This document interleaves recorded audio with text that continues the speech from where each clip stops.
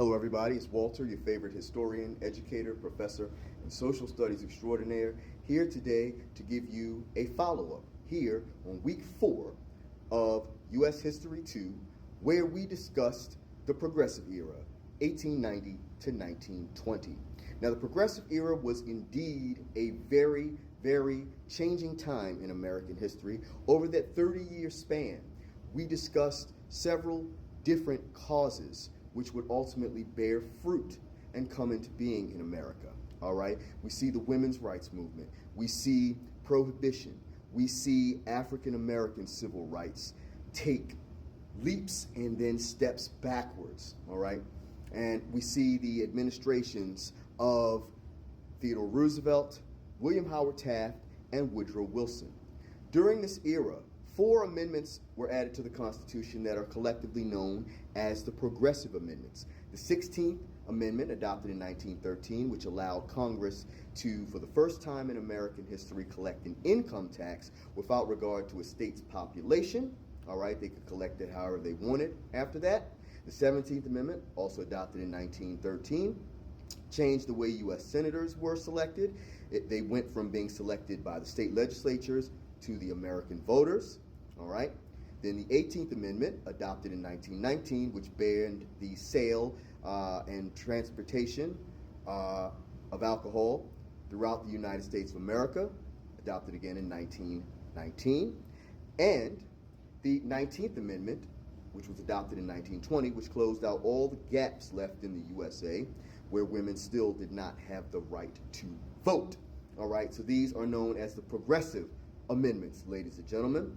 All right, and we place special emphasis on the long-standing women's rights movement, which had begun in the 1840s and lasted, arguably still lasting to this very day.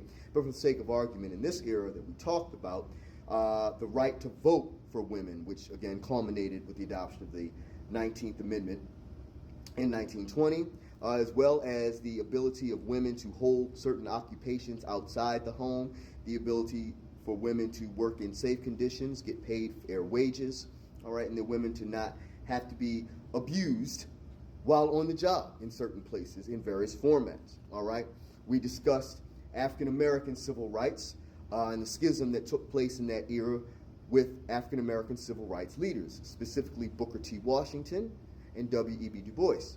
Washington advocated for a more passive approach where African Americans would simply work for self-sustenance, become prosperous through education as well as developing trades, and through their uplifting through this format, all right, becoming prominent middle-class members or even wealthy members of society, the rights that they lacked would eventually be given to them, all right, which personally I believe is kind of naive in Booker T. Washington's thinking. And then you see that juxtaposed with W.E.B. Du Bois' stance, which was certainly more aggressive and in your face and demanding. He demanded protests. He demanded legislative action. He demanded litigation. It's with very uncompromising stance. Marches, do what you have to do. And Du Bois's advocacy would lead to the creation of the NAACP in 1909. Okay? We moved on to prohibition, discussing how prohibition didn't just happen overnight. It began decades before the adoption of the 18th Amendment in 1919. You see laws on the local level and at the state level designed to curb the sale and transportation of alcohol in various cities and states throughout the U.S. well before the adoption of the 18th Amendment in 1919. And finally, the adoption of the 19th Amendment in 1920, which again gave women the right to vote in the last remaining places in America that had not already done so.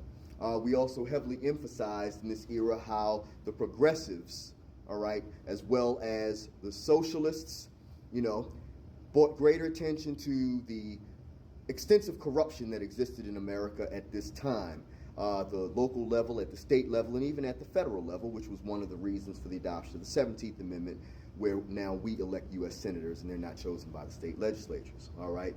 They expanded and fought for greater democracy, and by that I mean the creation of certain things that previously didn't exist with respect to their governments, such as the referendum, all right, the ballot initiative and recall elections, all right, the ability to vote directly in primaries, all right. These things did not exist at one time, folks.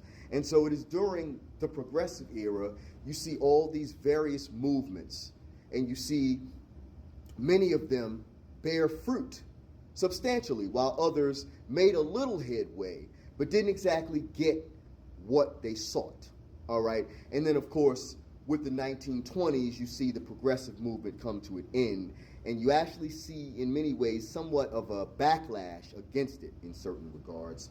One of the sad things about it is that a lot of these, especially with respect to workers, all right, you see the Supreme Court certainly take a very blind eye in this era to the plight of workers, striking down numerous state and federal laws that were designed to protect workers from exploitation by their employers, all right, specifically with minimum wage laws, laws limiting the amount of hours workers could work in a day and in a week.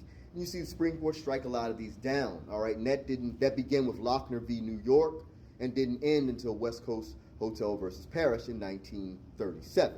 Lochner was in 1905. So you've got 32 years of terrible Supreme Court decisions designed to enhance the power of corporations, businesses, at the expense of the people. So the progressive era, like Les Miserables, it was the best of times, it was the worst of times, all right?